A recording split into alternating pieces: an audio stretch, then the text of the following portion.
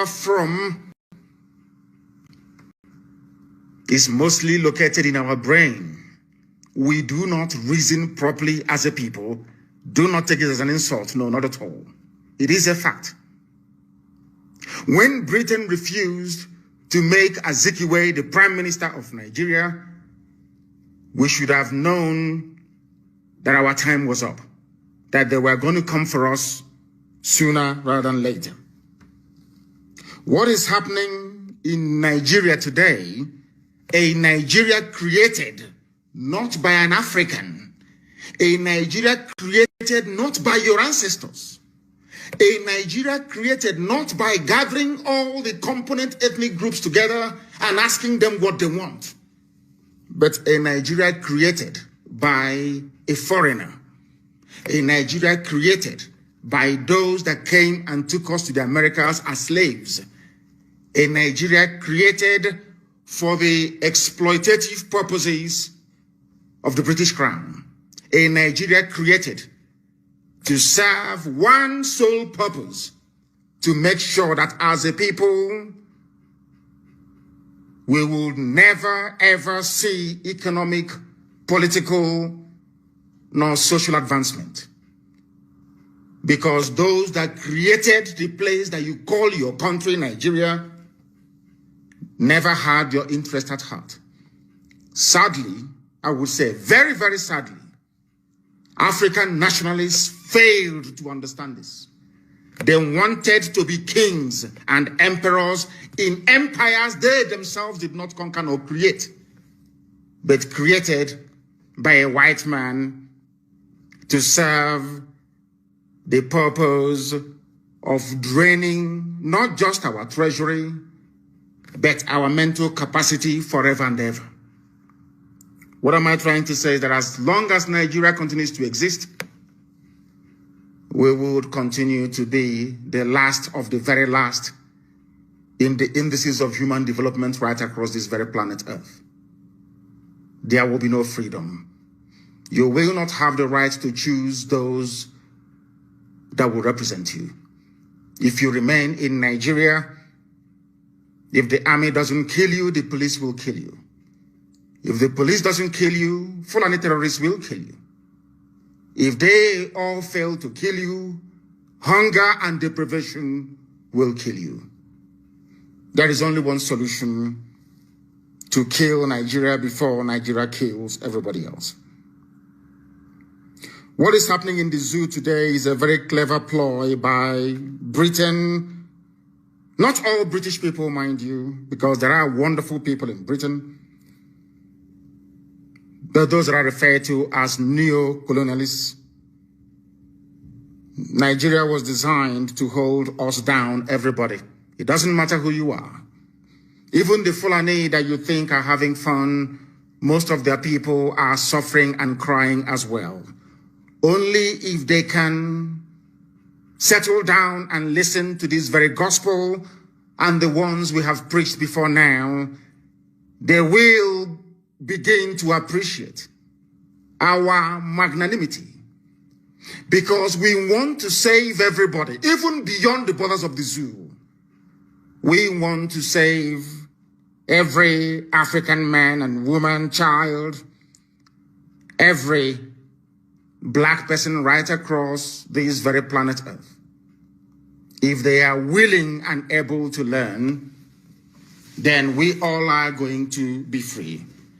The task is huge. It is enormous. Because our enemies are sophisticated. They are embedded. They control the media. Sometimes they even determine the narrative. They can say that an innocent man is guilty and you all will swallow it. They can say that a guilty man is innocent and all of you will swallow it. That is why it is very, very critical that people are educated, that they understand what is confronting them and be able to develop the ability to counter every move of the enemy.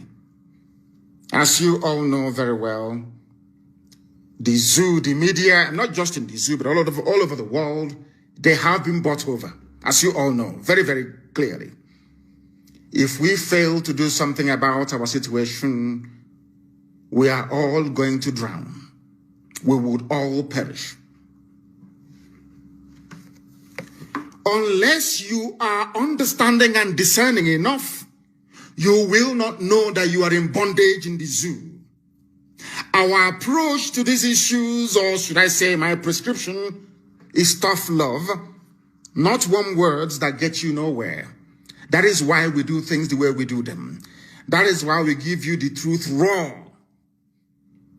Some people say we are insulting them. Some say we are rude, we are arrogant. We accept. As long as you understand that the message we are seeking to pass across to humanity is the truth. We are the indigenous people of Biafra, IPOB, under oath, I should say, to restore Biafra. Some people, when you ask them what is their religion, they may tell you we are Christians, we are Jews, we are all the rest of it, Islam, Buddhism, just name it. But we want the world to understand why we are fanatical about Biafra and willing to do even the undoable to ensure that Biafra is restored. Biafra to us is a religion. A religion. It is a way of reasoning and a way of life. We believe that the restoration of Biafra is not in the gift of man to give. No single man can ever give you Biafra. It's impossible. Biafra is the gift of the Most High Elohim to give. How we prepare and position ourselves on this very earth, both physically and spiritually, will determine if God will love us enough to give us his kingdom on the face of this very earth. That was why, in his infinite mercy, Eastern Security Network was established to secure our land. And anybody foolish enough, anybody stupid enough to seek confrontation with us, as I have said previously, before you come to look for us, before you enter into our forest to perhaps die there, because you all will perish anyway. Look at Yemen, look at Somalia, and look at Syria. Let them be at the back of your minds. Whoever is charged with making that very decision to launch an armed confrontation against the Eastern Security Network. I'm saying this to the hearing of the whole world. As you all know me, I do not do anything in secret. Everything we do is out in the open. Anybody foolish enough, because I know the Janjaweed, they're very foolish. You know, the Fulani, they have what I call the mentality or the mindset of Mohammed Siad Barre, the erstwhile president of Somalia. They never reason, they never listen. They are not intelligent enough to understand when the end has come. The only people supporting them is Britain. And we are not going to fool ourselves. Britain does wield a very considerable clout. They are taking our oil in our land. Now they have found gold also in the north. So the zoo has never failed, not once in its entire, should I say, 60-year history, to serve the interest of our colonial masters, those that created us. People say God created. I said to them, you are very, very foolish. God never created Nigeria. Man and the Nnamdi, they are mortal flesh and they are dead. The same way they died is how the zoo is going to die. Nobody can save Nigeria. Nobody can, because it is written. How I want people, those who are averse to history, don't understand history very well. Those who claim that, you know, the thing about we black people do something and you get accolade or praise from being you've arrived. That's the one thing about our people. You think once they give you one award or the other, once a white man confers that legitimacy or validity on your work or your talent, you feel you've arrived. One major mistake that black people always make: efforts to divide the East. How has it been possible to keep Nigeria as one, as a failed state that it is, as a terror-ravaged contraption that it is, as an abomination that it is? How have they managed to keep Nigeria together? Look no further than what happened during the End SARS protest.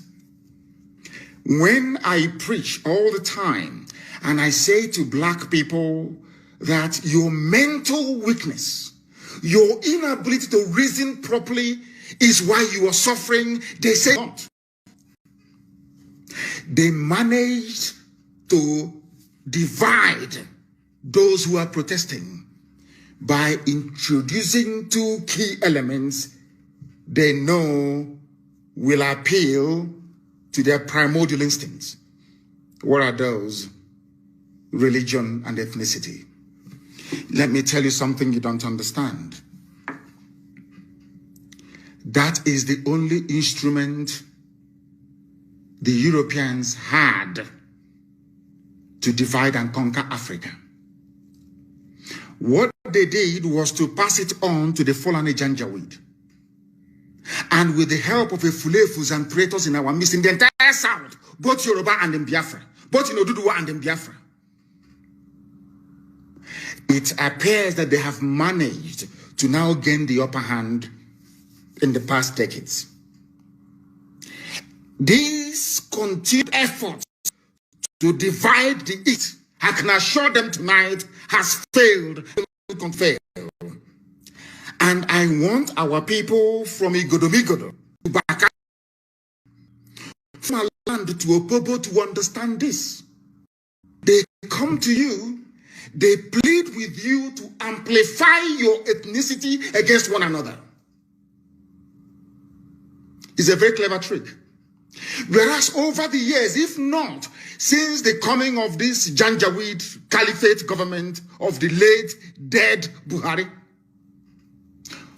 before now, it was IPOB and Radio Biafra that made it possible for people to distinguish between a Fulani and a Hausa person.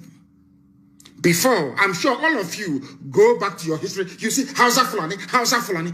It was on this very platform, painstakingly, we lectured and educated people to understand that Hausa is different from Fulani. The same people who, they're like parasites. The same people who over the years were trying as much as possible to have this cohesion between Fulani and Hausa together as one political bloc. When they come to our land, they tell you you are Efik, you are Ibibio, you are Izon, you are Shekiri, you are Urobo, that you are different. You must understand the reason why they keep harping on your differences, which in actual fact doesn't exist because we are all one people, is because it makes it easier for them to conquer you. Common sense. They know that if you go to Migodo, Edo State, of course you do. They know that if they come together with Ishekiri, with Urobo, with Izon, with Igbo, with Idoma, with Igala, with Ibanke, everybody, when I say Igbo, I mean Ibanke as well. They know it becomes impossible to penetrate. We become free people. For them to succeed is a very clever ploy, which unfortunately Yoruba media is in support of. And I have warned them repeatedly. I have warned my Yoruba brethren repeatedly that this double game you are playing will consume you. And today they are in Yoruba land killing and taking over their forests. If not for the bravery of Eastern Security Network, I do not think for once that Amotekun would have had the balls, or should I say the courage, to confront Fulani headsmen in their forests. Understand this very cleverly. What they do is very simple. They come to your land as they have done with Hope Uzodinma in Imo State. As we understand they have done with George Obiozo this evening. They plant your leaders for you. Your leaders who cannot rise up to challenge their hegemony. That is where I give Yoruba land some credence, or should I say some credit. Because they have not allowed themselves to become as divided and damaged as the East is. Can you imagine for 1 second? I ask you to ponder this for a second. A Fulani governor is interested in relocating all Fulanis across the Sahel, Nigeria, so that the Fulanis can have a country they can call their own home. In the East, there is a governor. Despite being an Igbo man, speaking Igbo, raised as in Igbo setting, he's saying he's not Igbo. I just want, for one, I don't know how to explain this so that people can understand it. I just want for 1 second for people to sit down and ponder this. It's a very simple, it's not a conundrum, it's very easy to untangle. The person telling you that you are from Niger Delta, the person telling you to accentuate your ethnicity or your tribe, as the case may be, the person telling you that you are not related to an Igbo man, the person telling you that you are not Biafra, the person telling you that Efik is different from even Ibibio is different from Anang. Man telling you this is bringing his brothers and sisters from Senegambia, from Mali, from Niger, as Fulani headsmen, as bandits, as terrorists, to come into our country, into our space, to take it over. You, his counterpart in the East, you are doing your level best to make sure you divide your own people. And when you go to some of these people, they will tell you that divided we fall, united we stand. And that was a very clever thing they did. And that was how they managed to divide us, weakening us and making it easier for them to plant Hope Uzodinma without election as Imo State governor, and now to plant George Obiozo as Ohaneze president. I'll get to that later on. Britain knew that the light of Africa will come from the land of Biafra. They all know it all over the world. As I told you earlier, 2 years ago, I told you that I was at a meeting with UN officials in Geneva. And one of them said to me, it is not that we don't talk about Biafra or want our member states or nations to understand what is going on in the land of Biafra. But as soon as we mention the word Biafra, they all get up and walk away from the room. I announced it here live on this very platform, Radio Biafra. Some of you didn't actually absorb it. Some of you don't know the obstacle that Biafra is facing. You think Biafra is easy to get. No, it is not. No, not at all. The enemies we have outside is uncountable, not because we have done anything wrong, but because Britain realized that with Biafra existing as a free nation, that every black person around the world will become free. They understand that. It's just like when you go to a stream and you don't want people to drink the water coming from that very stream. You go to the source of the water and you pollute it. Because if you come downstream and you pollute it, people can still go to the middle or even to the front to go and fetch clean water. So if you don't want people to drink from a particular stream, you pollute it from the source. They know that the source of freedom for black people, both those in North America, those in South America, those even in Papua New Guinea, those everywhere around the world, they know that Biafra is the key. A free Biafra means that black people all over the world will become free. That was why I said that Biafra is the last miracle. I want you to understand this. All of these obstacles cannot stop us from getting Biafra. It cannot. Instead, it emboldens us. Because the more difficult the process of emancipation, the more enjoyable the outcome when finally freedom comes. If we don't do something, I'm telling everybody, both those in the Middle Belt, those in Yoruba land, go and write down everything I have said in the past. Try and, compare it to what is happening now. You see that we have always been right. If we do not act now, we will become more fragmented. They will conquer us and extinguish us from the face of the earth. As I told you, the Hausa race no longer exists, only by language. Hausa people have nothing now as we speak. They have nothing, only their language. Hausa people no longer have any discernible political system. They have no hold over their future or their lives. They can answer Malam all they like, but their traditional rulers forever and ever will remain an emir. And an emir is a Fulani. In other words, apart from the language, it has now dawned on them. That is why Fulani have now taken to the front seat. And you cannot hear Hausa people even complaining. They know they are finished. They know they are gone. How did they succeed in doing this? Even before the white man came, the Fulani succeeded in dividing the Hausa peasants from their kings, deceived them, took Sokoto from them, and the rest of Hausa land. The only place they couldn't take is present-day Borno, and you can see how they're fighting tooth and nail to take it.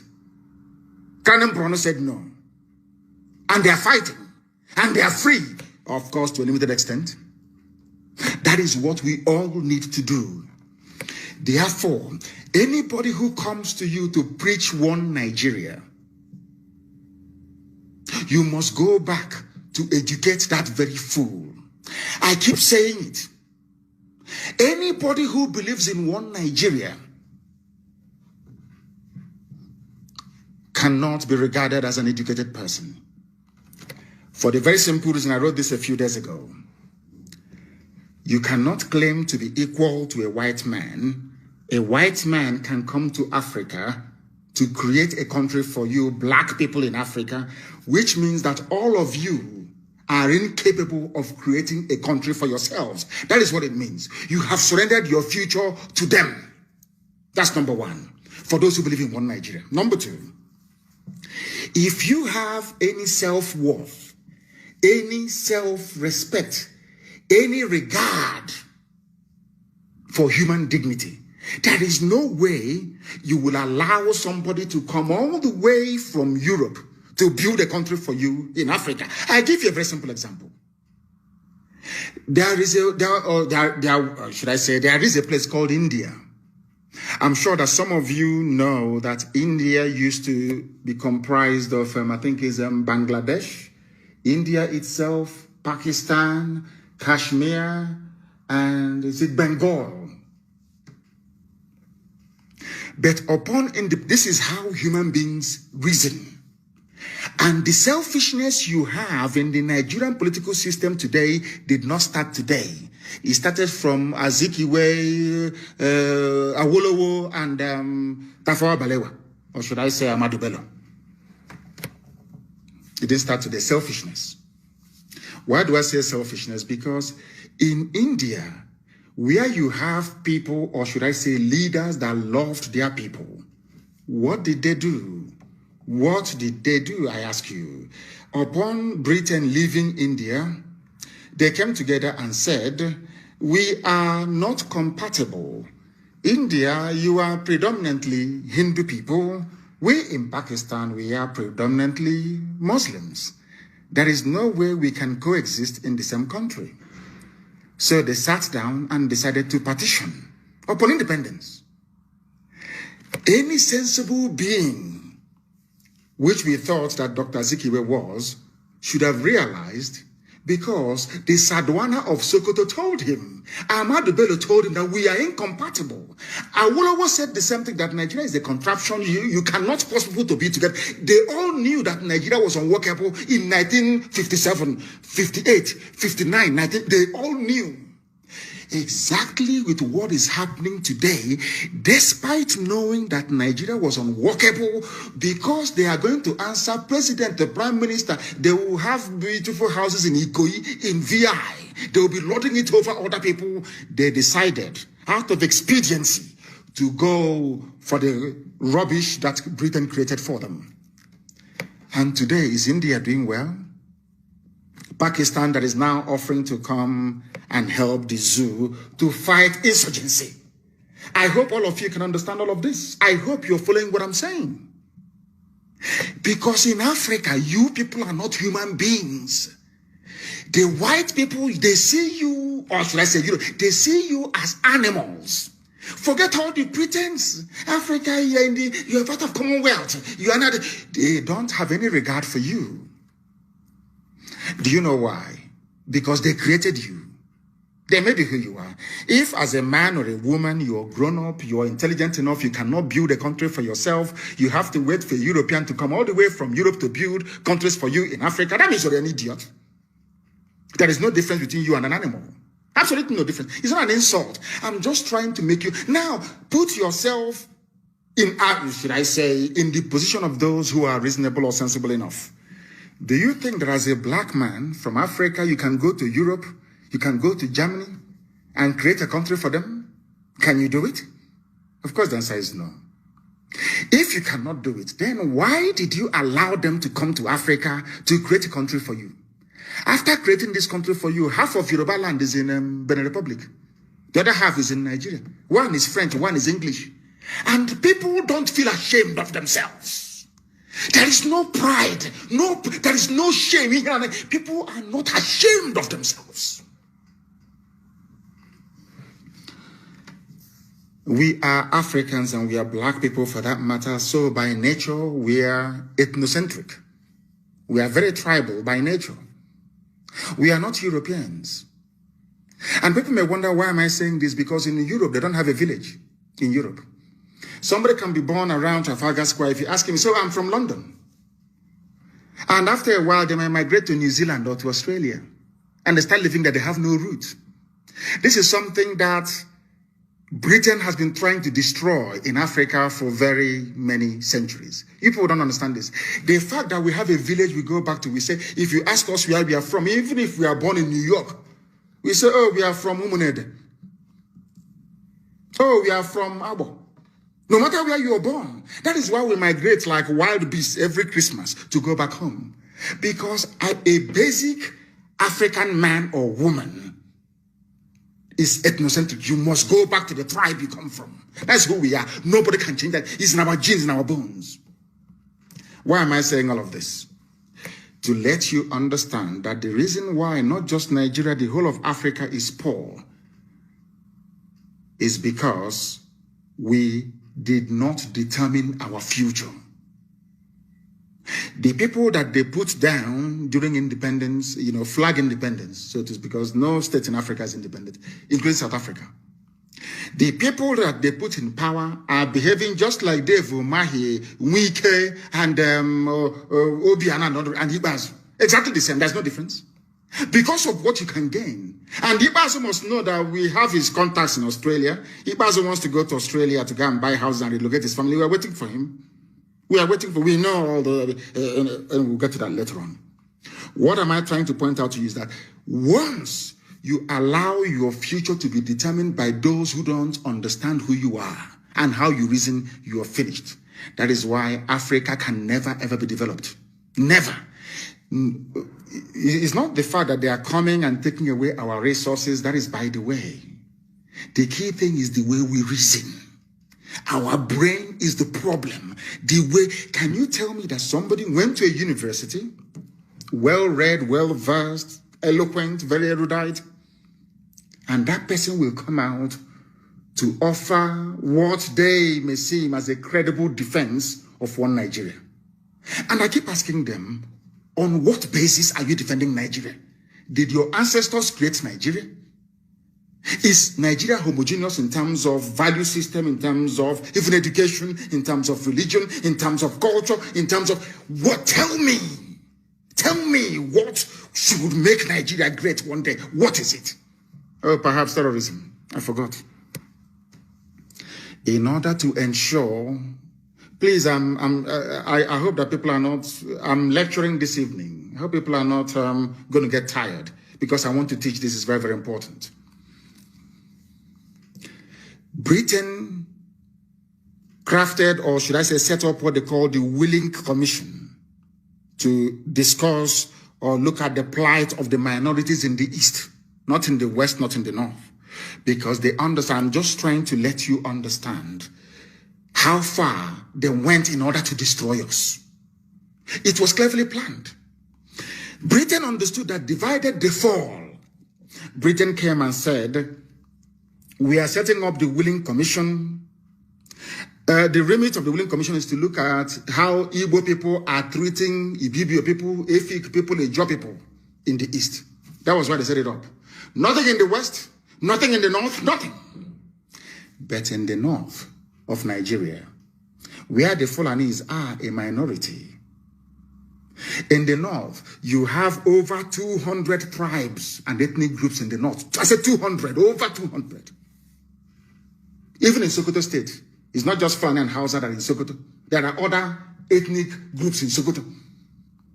Britain did not set up any commission to look at the plight of the Bachama people, the Biras, and all the rest of them. No. Despite the fact that they had Fulani emirs imposed on them, no, Britain did not see that. No, of course not. There was no minority commission in the north.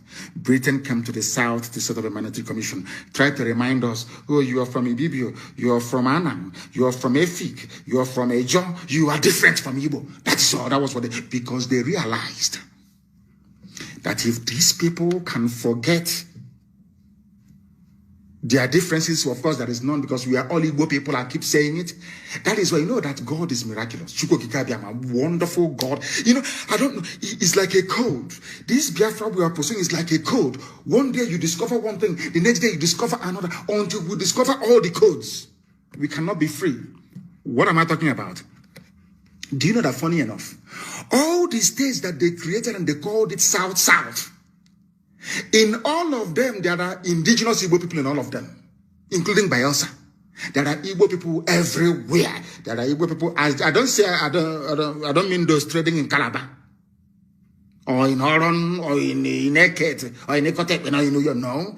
I said indigenous. They are part and parcel of Benue State, part and parcel of Kogi State, part and parcel of Edo State, part and parcel of every state, the so-called South, there are Igbo people everywhere. If you look at the map that they claim today are Igbo people of the 5 states, you see it's very, very tiny and very small. That is to intimidate you into submission. Any day you rise up to ask for Igbo people in Benue State, they complain. Igbo people in Kogi, they complain. Today they held a Ohaneze and Igbo meeting, should I say election, to elect a new Ohaneze President General, which is why the election is illegal. It is illegal, and I'll tell you why it's illegal. Igbo people in Benue did not vote. Igbo people in Kogi did not vote. Igbo people in Cross River did not vote. Igbo people in Akwa Ibom did not vote. Igbo people in Bayelsa did not vote. Are you listening to me? Igbo people in Edo, Iwanke did not vote. You know, Haneze, but they're all Igbo people. Now tell me where Obiozo will derive his legitimacy from. I am touching upon all these things so that you can understand that the way you reason, your process, your thought process, and the way you reason is what makes you a human being. How can you have Ohaneze and Igbo holding elections in Owerri, whereas Igbo people in Benue are not there? So what you're saying, those of you gathered in Owerri, is that those in Benue are not Igbo. We can dash them to Fulani Janjaweed. And do you know that those in Benue, they are called Northern Nigerians? Igbo people in Benue are Northerners. Are you aware of that? Igbo people in Kogi are called Northerners. Are you aware of that?